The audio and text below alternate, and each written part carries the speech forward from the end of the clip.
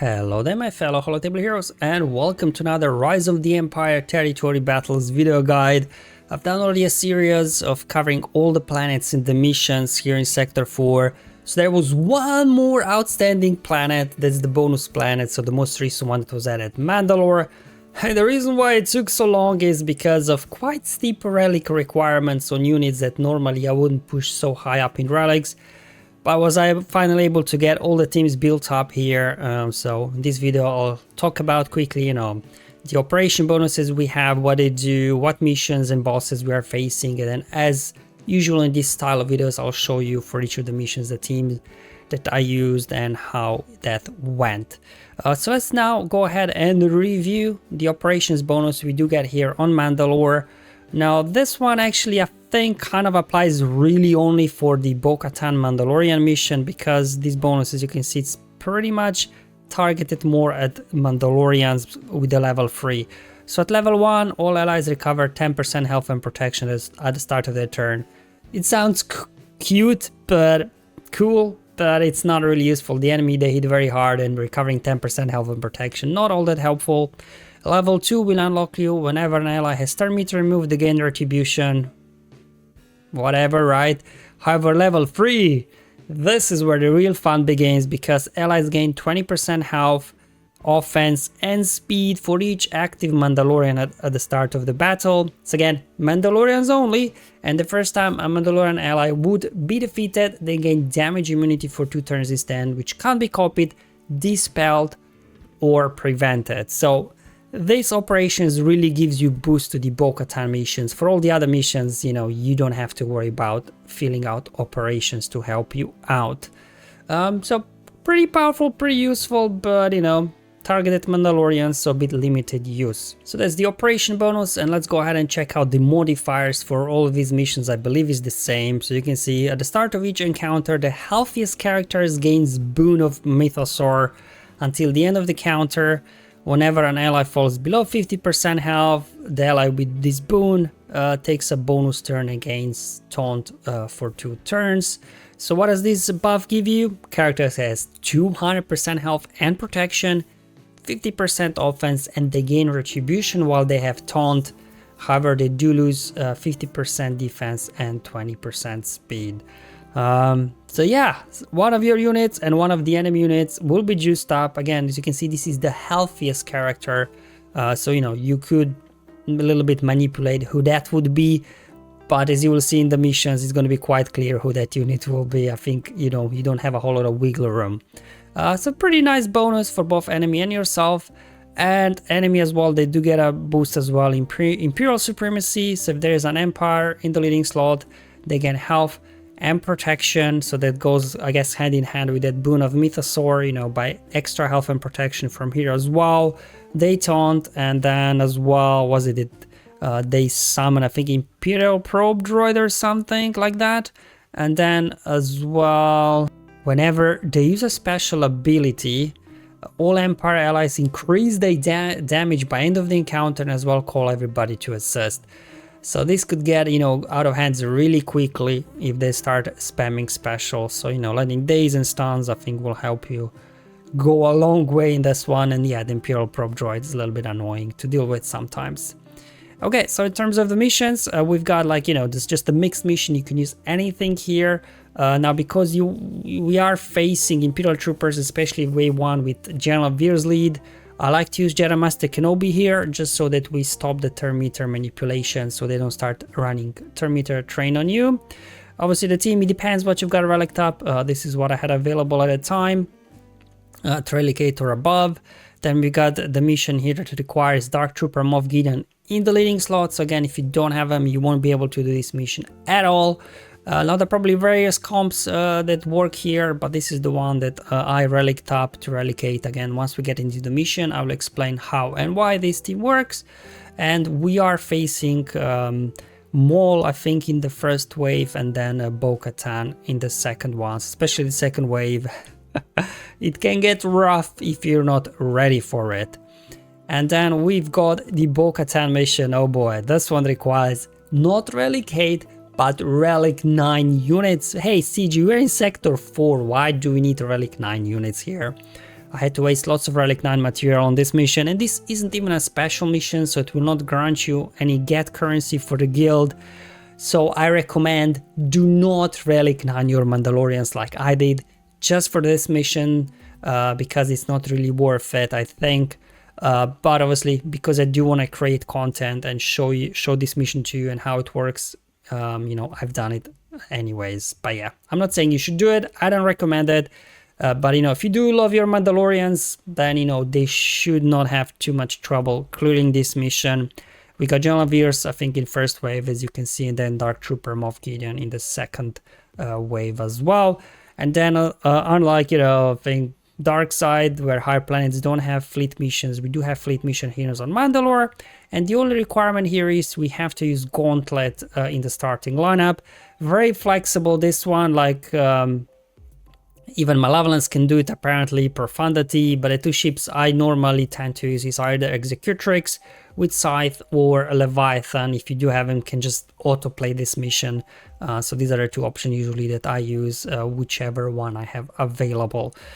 So these are kind of overview of all the missions. So let's just start going through the gameplay and what teams I used and everything. I guess just start off here with Bo-Katan, where you do need to have Bo-Katan Mandalore unlocked and the rest of the gang at Relic 9 as well. Yeah, tough one at Relic 9, but hey, at least I'm feeling confident in Grand Arena when I use them against anything at Relic 9. In terms of mods, Bo-Katan Mandalore and Beskar Mando, they've got some good mods on them because, you know, they're kind of the two key pieces of this team for the most part. Same thing as Paz. He'll be taunting a lot. Well, not taunting, right? He's got his resilient defense that's kind of a taunt. And then IG-12 and Grogu, I don't have 6 dot mods on him. And Bo-Katan as well not. So definitely room for improvement in the mod department. But my mindset is this: I always stop increasing mods on the team once they achieve their goal that I have for them. And these guys, they get a job done here. So I'm not going to invest at the moment more mods into them. So we start off here first. Let's just go ahead, get above this spell, get a daze, right, so they can't attack out of turn. And what I like to do here is go after Death Trooper first, because I think in terms of damage output, he's the main threat on this team. I'm gonna save, I guess, the AoE with Bo-Katan because we got daze already anyway. Master 6, Death Trooper goes down, so they kind of lost their main damage dealer. But obviously the exposes from both their Stormtroopers are a little bit annoying. So as you can see there, Paz, if you have them modded correctly, will be the tankiest, which means he will get this boon of Mythosaur on him, which makes him tanky and more durable. Mando was able with Whistling Birds to pretty much nuke out Veers. Now just to clean up these guys and then dance a little bit, you know, with the whole stealth cheese with Scout Trooper. There we go, got her down before, you know, she resummoned Imperial Probe Droid again.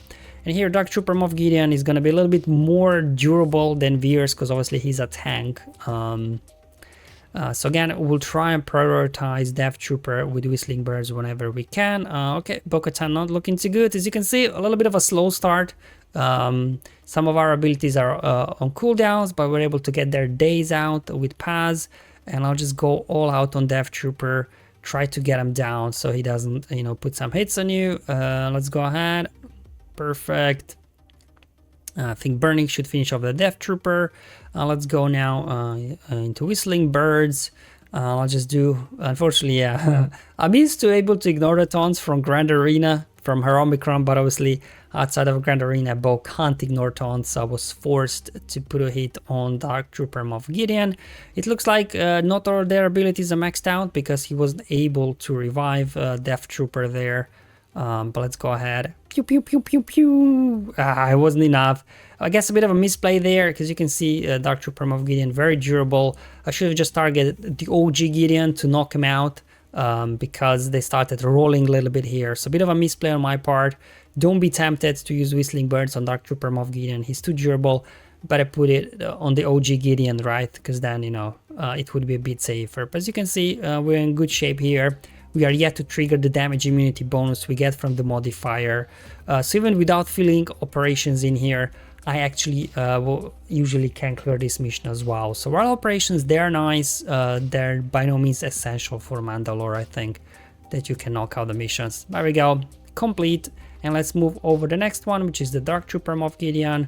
Now this one is how it should be, Relic 8, not Relic 9 units. So we are forced to use Dark Trooper Moff Gideon in the leading slot, so no flexibility there. And then obviously we got lots of Imperial Remnants now, so what the best lineup is, I'm not sure. But I think this one works nicely. We got Moff Gideon for Demoralized, right, reducing the damage on the enemy. Even though the enemy will be hitting pretty hard.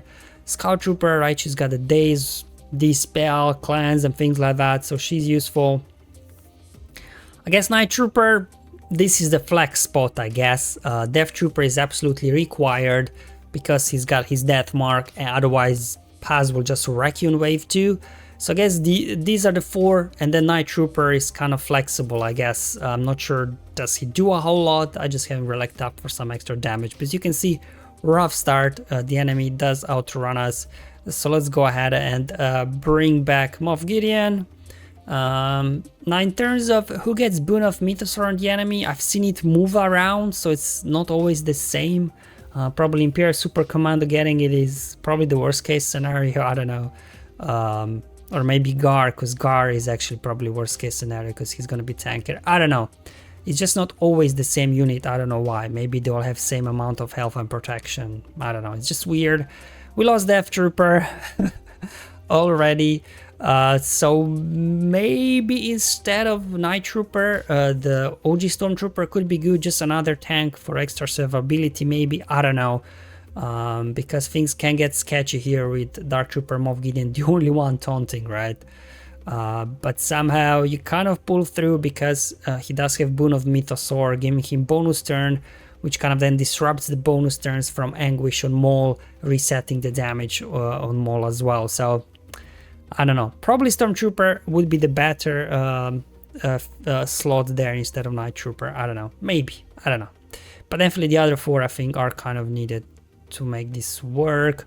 Or if you got obviously Enoch with his Omicron, that could help as well. Just down to 3 members of the team, but at least 2 members. There we go, let's bring them back. So similar like in previous one, doesn't look like all abilities are maxed out. Like Dark Trooper Moff Gideon wasn't able to revive their ally on the enemy side, and here Django, when Django does defeat somebody, you can still revive them, so you don't have to worry about, you know, dealing with Django preventing revives, which, you know, if he would be preventing revives, I don't think it's going to be very difficult to win here. But anyways, you can see we are slowly working through these guys. Now the taunt is over on Canderous, the taunt is back over on what is it, Imperial Super Commando. Gar's got a taunt as well, so you gotta manage taunts a little bit. I made a bit of a mistake here, wasted their Terminate ability Death Mark with Death Trooper. I don't know what I was thinking, but anyways, we're just going to slowly work this down. So close. There we go. Yeah, do an AoE. Bam. Alright, and now for some reason Django doesn't get a taunt, so again I'm not sure exactly what's happening, maybe just because the enemy abilities are not all maxed out. Let's go ahead, do an AoE, Maul is down, perfect. Let's go ahead, bring back Moff Gideon so we can at least start the next round with a full 5-man team. So definitely these battles are always messy, it always looks like you're on the edge of losing, but somehow you always pull through because AI is not the most clever with the abilities. Now here, as you can see, for some reason Beskar Commander is the only one without bonus protection, so he will be the weakest. So always go after him first, and after you take him down, then you can land Death Mark on Paz, otherwise Paz will just wreck you with Retribution, because he's got this Boon of Mythosaur on him, right? But anyway, they get a few hits in, luckily not doing too much damage yet. Let's go ahead and do a cleanse, I guess. Perfect, there we go. Resilient defense gone, so we can now head over to Beskar Mando, try to get him down. Okay, almost there. Let's go ahead, buff this spell coming in. Come on, one more hit. Let's go ahead, control the situation. Beskar Mando is down, and now we can land Death Mark over on Paz. Unfortunately, we got blind on us, which is rather annoying here. So we have to wait for the next turn for Death Trooper to land Death Mark on him. Okay, that's why maybe yes, Stormtrooper instead of a Night Trooper there could be like maybe a safer option. I don't know, because in terms of damage output, I don't know, it's Night Trooper making a difference. But anyway, that's what I'm working with, and it's been working reasonably well. There we go, finally able to land Death Mark on Paz, and I just want to get him down. So Death Trooper I think is very important, not just because of Death Mark, but also stun on his basic whenever enemy is dazed. So this will also allow you to control Paz, because if you've seen from my footage of Enoch Omicron gameplay, Paz totally wrecks your team if you don't keep him under control, and Death Trooper is anti-Paz. He's got daze, he's got stun, and as well Death Mark. So for the most part, I always complete now this mission with this 5-man lineup. I think I'm yet to lose. Always messy, always looks you're about to lose, but somehow you pull through. Let's go ahead and continue with the next mission, which is the final ground mission, and this is just mix one. You can use anything. I just personally, from what I have available here for assigned to Mandalore, could either be Kenobi or Leia, and because my Drogon is at Relic 7, not at Relic 8, I had mixed results with Leia, so I decided to keep using Jedi Master Kenobi here, because at least, you know, we stop bonus turn meter manipulation. Because both waves are all about turn meter manipulation. So what I'd like to start off is actually put damage immunity on Kenobi, because otherwise he's gonna get wrecked in the opening sequence, as you can see, and we'll worry about the insta-kill with Commander Ahsoka Tano later. Just make sure Kenobi can, you know, take the initial wave of attacks when they waste all their special abilities and do all the assists. Damage immunity doing work. Let's see, now, okay, we have to deal with the taunts now, so let's get a kick in the face. Arc Trooper here, if you don't have Snips leveled up, he's good actually, because we're having Relic 8 from some Galactic Legend requirement farm, I think, and Turret dispels buff, so he kind of acting similar like Ahsoka, that you can quickly dispel the taunts. As you can see, General Kenobi taking a beating. There goes the Savior already, but at this point we will be able now to hit the high ground. We can get a heal as well with Padme in place. And then we can hopefully get something going here. Same thing as in the other missions, going after Death Trooper first, insta-kill General Veers, so you know he's very durable and tanky, and now we just have to dance with the Stormtroopers, and as well then finally Scout Trooper constantly popping into stealth and out. But at least luckily whenever Jedi Master Kenobi is in high ground in his ultimate, whenever he takes a turn he will be dispelling stealth, so you should be able to kind of take care of Scout Trooper. And now at the end you just kind of maybe a little bit want to hold on to using special abilities, just kind of make sure all your special abilities are ready to be used. So I'm just kind of keep hitting Probe Droid here just to make sure all my abilities are off cooldowns before heading into the next wave, so we can, you know, again quickly hopefully land damage immunity on General Kenobi. So he can take the hits. So what I like to do here is, because Jedi Master Kenobi can ignore the taunt, put a healing immunity on Dark Trooper, and Dark Trooper is rather squishy, and that healing immunity will prevent Dark Trooper from regaining health and protection. And you call Commander Ahsoka Tano to assist, her basic deals damage twice, so you quickly get rid of 3 stacks on Dark Trooper, and then just one hit, Dark Trooper is down, so you get rid of their damage, and then I just insta-killed their Gideon. And once those two guys are down, you know, you got things now under control. I mean, the Trooper's still hitting pretty hard, as you can see, but for the most part, I think you should be good here. Resisted the stun. Okay, high ground, incoming. Get him down, and there we go. So that's what I've been doing, using Jedi Master Kenobi in this kind of sequence, and it's been working reasonably well. I win, I think, for the most part. Now we can just hit autoplay, finish off the remaining Stormtrooper, and this now concludes the ground mission gameplay. Now here for the fleets, we are facing Negotiator. Again, I'll show Executrix and Leviathan in this video, because it's what I've been using personally, but it seems like this mission is not particularly too difficult, so any sort of fleet that normally counters Negotiator should work here.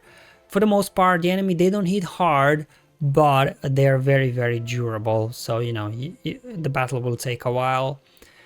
Okay, here we go. So we start off here. Gauntlet obviously is a very fast ship. You have pilots relic up. These guys resist everything, so I don't even bother trying to land buff immunity on anybody. I landed their ability block that can't be resisted with TIE Advanced over on Marauder. Then we're just gonna do an AoE again, since they're resisting everything. They've got a bunch of debuffs on us. Hopefully they're gonna kill off one of the sites so we can reinforce. Let's get above this spell in here. Sure, just, I don't know. As you can see, they're resisting absolutely everything. All right, they brought in 5s. Perfect. They took down one of the sides, so I can actually now go ahead and bring in my first reinforcements. I'm gonna go ahead, I guess, bring in TIE Defender so you can get, you know, the dodge thing going on. Although the basic from Anakin can't be evaded, so that could be a bit tricky, but for the most part, I think, you know, this mission is not all that difficult. It just takes a really long time because enemies, you can see, is very durable.